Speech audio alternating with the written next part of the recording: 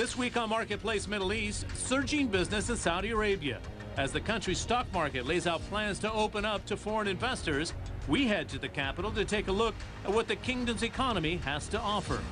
Plus, how are you? Nice to see you again. he's the richest man in Saudi Arabia and an influential figure both at home and abroad. We have the financial magnate, Prince ALWALEED bin Talal Al Saud, in an exclusive interview.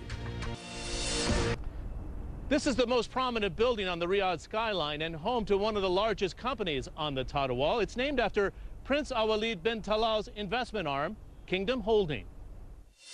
As the region's richest man, Prince ALWALEED bin Talal Al Saud's wealth has been one of contention.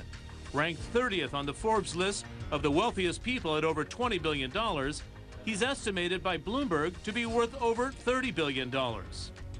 But it was ALWALEED's $550 million investment into the embattled Citigroup back in the 1990s that made him a billionaire and a global player. Since then, he has maintained high-profile stakes in News Corp, CNN's parent company Time Warner, and Walt Disney, amongst others.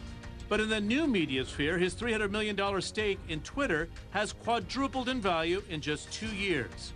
And he had a 5% position in technology group Apple, which he bought for $115 million back in 1997. In my interview with Prince ALWALEED, I started by asking him if Tim Cook's strategy at Apple to bundle all the products is the correct one. Well, clearly, I think this was a very big experiment and exam for the post-era of Steve Jobs. You know, when a company reaches a $300 billion market cap, it is very difficult to sustain and maintain the same growth like if you are a $20 or $30 billion company. So we have to see. So I think we have to give it a year or two to see how things will unfold in the Apple new story. We followed you in your investment with News Corp for years. Is it better that Rupert Murdoch was not able to take control of Time Warner, the parent company of CNN? I mean, combining both companies would have been really a dream proposal, because the amount of content the combined company would have had would have been tremendous. But clearly, I think we would have still faced some antitrust regulations. But I think that Mr. Murdoch chose to withdraw the offer because he's now very careful and is watching his share price. And you see that the market reaction was not very positive. He shouldn't go back in. You think he should just leave it? No, I think he did plant the seed now. But I think, knowing Mr. Murdoch, I think the idea is still in his mind.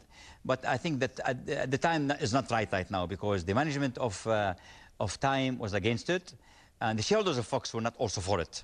It's interesting to me that billionaires usually like to downplay their wealth, but I know you're very upset at the Forbes valuation of around $20 billion in 2013 and 2014. They have you ranked at 30, and you filed a lawsuit. What are you hoping to accomplish? This thing's been going on for a decade, so it's not a secret. They've been undervaluing my wealth since 10 years, but really I didn't give attention to that at all.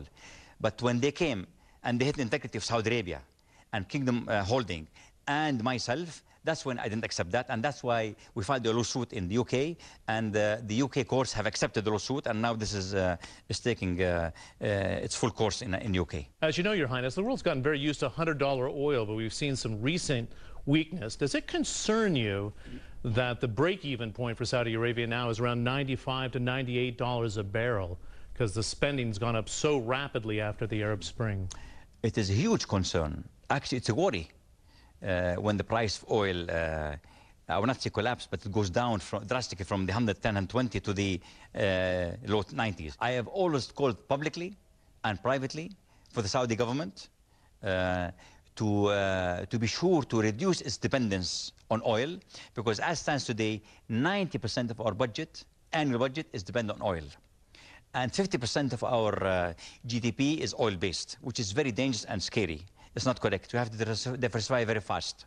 And hopefully there's an early warning for the government, Ministry of Finance, Ministry of Oil, Ministry of Economy, to really get the shape in order and begin proposing to the king some serious alternatives for Saudi Arabia and to be less dependent on this commodity, which is oil. Of course, the kingdom's oil wealth has sparked investment, but the regional terrorist threat could halt growth.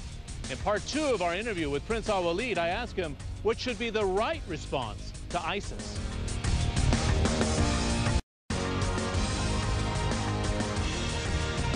Welcome back to Marketplace Middle East. We know Prince ALWALEED bin Talal as a billion-dollar investor, but as a nephew to King Abdullah of Saudi Arabia, he's able to speak his mind on a range of issues.